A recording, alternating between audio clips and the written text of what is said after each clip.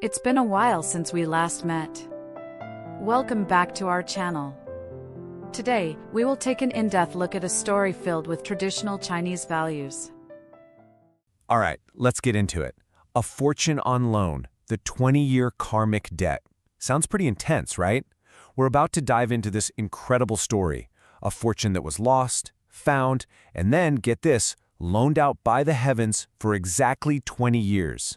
It's a tale about a karmic debt that really forces us to ask a tough question. Is our fortune truly our own? I mean, really think about that. What if the money in your bank, your success, your status, what if none of it actually belongs to you? What if it's all just a temporary loan, governed by these invisible cosmic rules? That's the idea we're going to explore today, through the lives of two men whose fates were swapped in the most unbelievable way. So meet our main players. On one side, we have Zhou, a scholar, born with a silver spoon, wealthy family, the whole 9 yards. On the other side, Jia Ren, a laborer, born into just crushing poverty.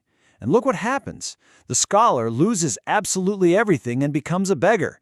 And the laborer, he stumbles into immense riches and becomes a powerful landowner. Their lives are this perfect, bizarre mirror image of each other. So the big question is, how on earth did this happen? Well, to understand Zhao's epic fall from grace, you have to rewind one generation. See, his grandfather, Zhao Feng, was a deeply pious man. He built a temple, he did good works, and as a result, the family prospered. But then comes the father, and he does the unthinkable. He literally tears down the temple his own father built just to use the lumber for other buildings. Shortly after that, he falls ill and dies, leaving our scholar, Zhou, to inherit a legacy that's, well, let's just say it's already cursed. So Zhou, he's trying to reverse the family's fortunes. He figures, okay, I'll go ace the imperial exams, that'll fix everything. But first, he's got to protect the last of his family's wealth. So he takes all the remaining gold and silver and buries it in his backyard for safekeeping. He thinks it's the safest place on earth. He could not be more wrong. At the very same time, our other guy, Jia Ren, is at his breaking point. He's in a temple, filled with what the text calls Yuanhan Buping. It's this deep, bitter resentment at the sheer unfairness of it all. You can just feel his desperation. He's crying out to the heavens, basically screaming, "Why is my life so hard?" while guys like Zhou have everything handed to them. And incredibly, he gets an answer. In a dream, a kind of divine committee reviews his case, and they deliver a verdict that's about to change everything. And listen to the specific wording here, because it's crucial. We shall loan him the Zhao family's fortune for 20 years. Notice, it's not a gift. It's a loan, with a very specific term. So you see, this isn't just a random act of kindness. This is cosmic accounting. It's a transaction. The gods review Jia Ren's plea. They see he has his flaws, but he had one major check in the plus column. He was a good, dutiful son. Then they look at the Zhou family's file, and there's a big red flag. A penalty is due because the father destroyed the temple. The solution is just perfectly balanced. Loan the Zhou fortune to Jia Ren. It settles both accounts in one go. For Zhou, the consequences are immediate and catastrophic. First, he fails his exams. Then, he returns home to find his house completely ransacked.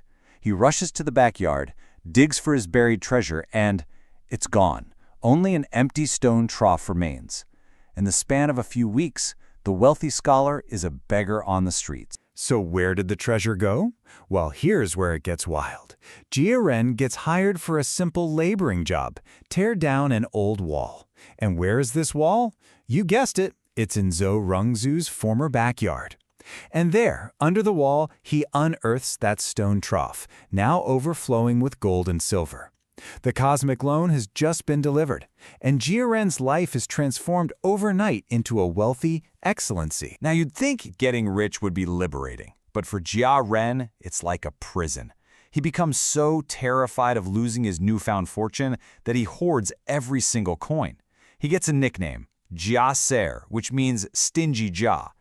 It's fascinating. He has all the money in the world, but he lives as if he's still poor. Years pass. Zhao's family is starving.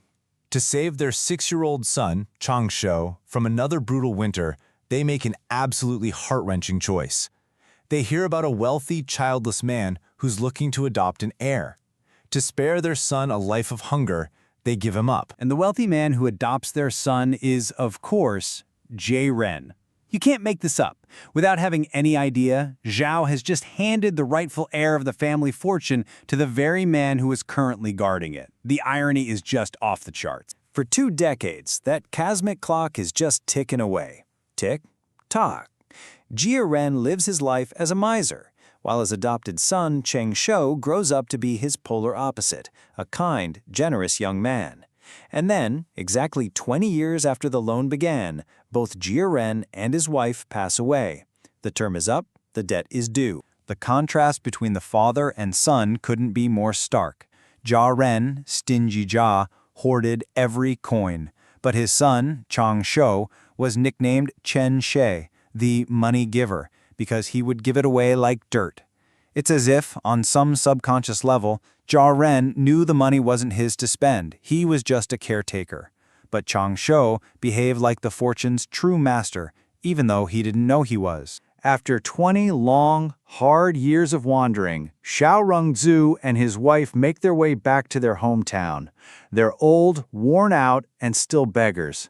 Their only hope now is just to find out what became of their son. And they manage to find the one person who can connect all the dots, their old family accountant, Chen Defu. And he tells them the astonishing truth.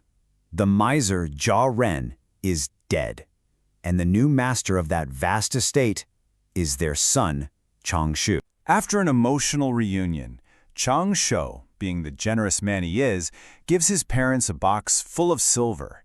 As Zhou Rongzhu holds one of the silver ingots, his hands trembling, he sees a familiar mark stamped into the metal, Zhou Fengji, the seal of his own pious grandfather. In that instant, he knew. It was his family silver all along. And in that moment, 20 years of suffering suddenly make a twisted kind of sense. The accountant says what they're all realizing. This wasn't his property. He was just guarding it for you. Jia Ren's stinginess wasn't a character flaw. It was his cosmic role. He was the vault.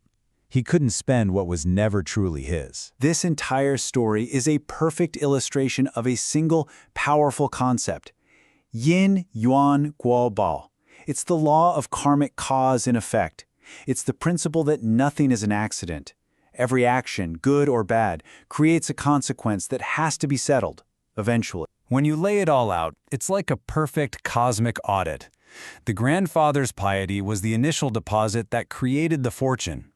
The father's impiety was a massive withdrawal that put the account into arrears.